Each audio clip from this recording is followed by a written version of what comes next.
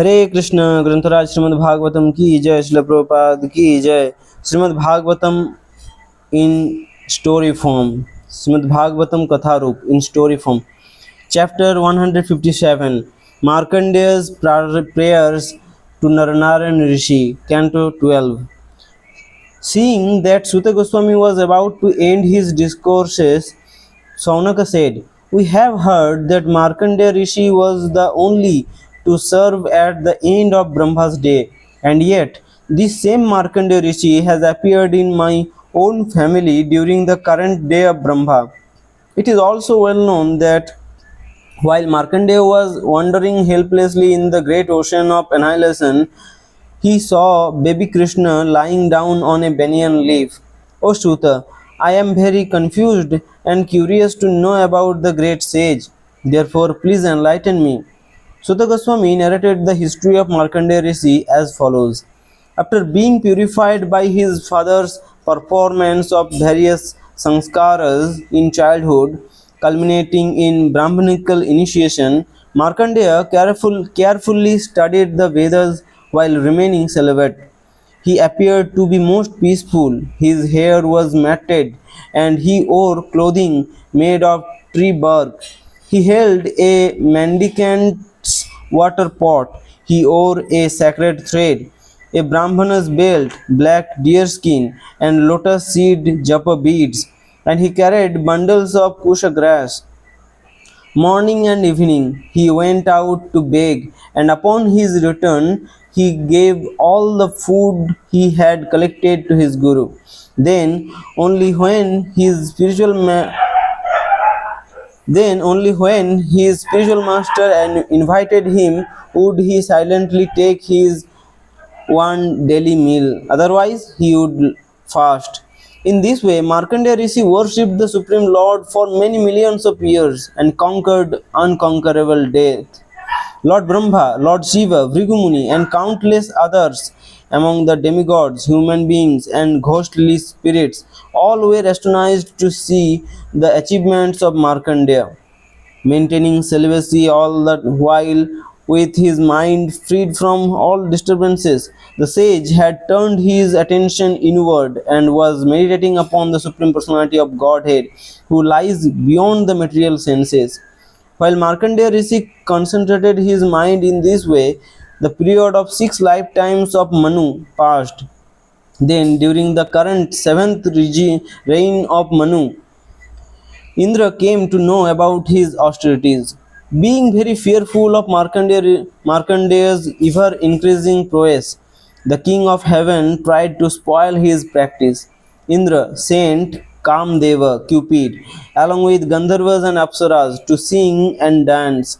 Accompanying them was the spring season, along with sandalwood-scented breezes from the Malaya hills, as well as greed and intoxication personified. Approaching Mārkaṇḍeya's ashrama, which was on the northern side of the Himalayas, where the Puspabhadra river flows, the springtime breeze entered fast, carrying cooling droplets of spray from the nearby waterfalls. Many saintly Brahmanas lived in the area among the groves of pious trees and numerous sacred ponds. The air was always filled with the buzzing of intoxicated bees, and the cooing of cuckoos and jubilant peacocks danced here and there.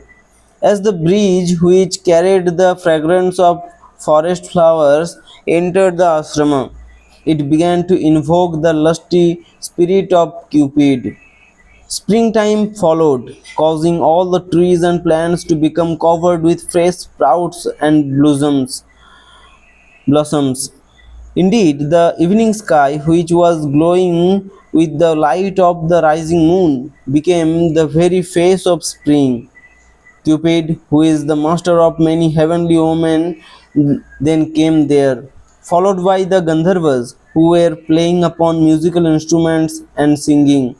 These servants of Indra saw Mārkaṇḍeya sitting in meditation after having completed the offering of oblations into the sacrificial fire. The sage's eyes were closed in trance, and he seemed to be invincible. While the Apsaras danced nearby and greed personified the son of passion, and the other tried to agitate Markandeya's mind, Cupid fixed his five-headed arrow upon his bowstring.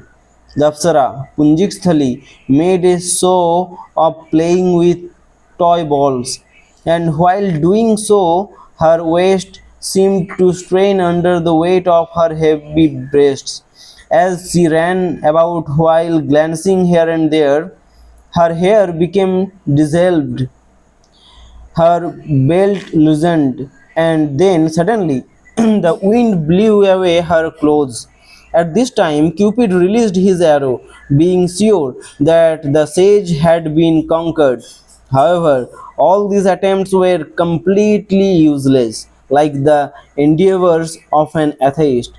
While Cupid and the others were attempting to harass Markandeya, they began to feel as if they were being burnt alive by the sage's prowess. Because of this, they quickly stopped their mischief, just like children who had unwittingly aroused a sleeping snake. When Indra understood that Markandeya had not in the least succumbed to any influence of false ego, he became highly astonished. That Cupid and his followers were powerless in the sage's presence is really surprising, however, because such great souls are thoroughly tolerant. The Supreme Lord, in his form of Nara-Nārāyaṇa Rishi, then appeared before saintly Markandeya, desiring to bestow his mercy.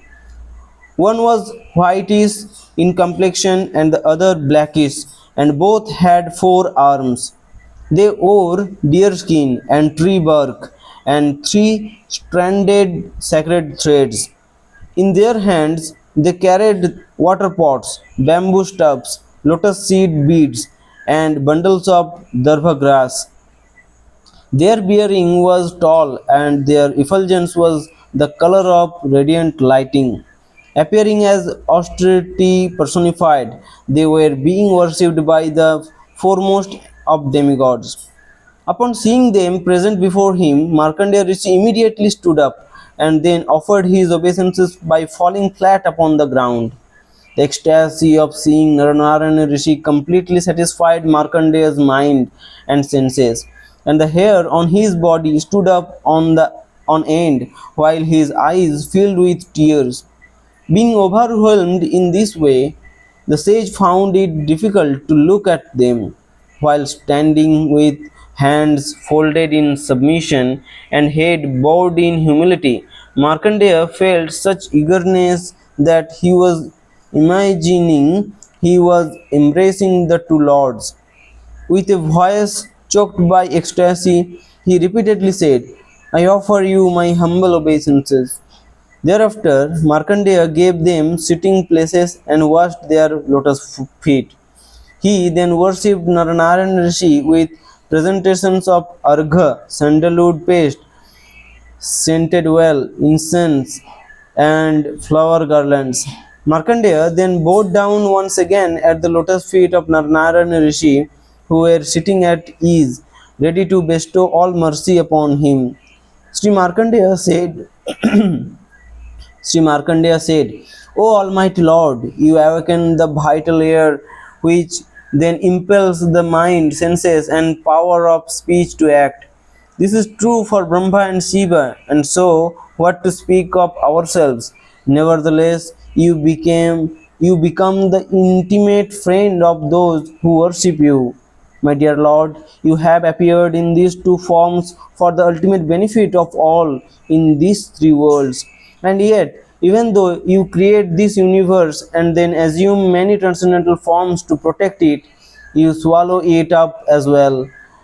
Like a spider withdraws its web.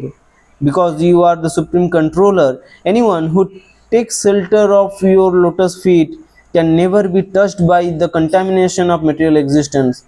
For this reason, great sages who have understood the essential meaning of the Vedas offer their prayers unto you.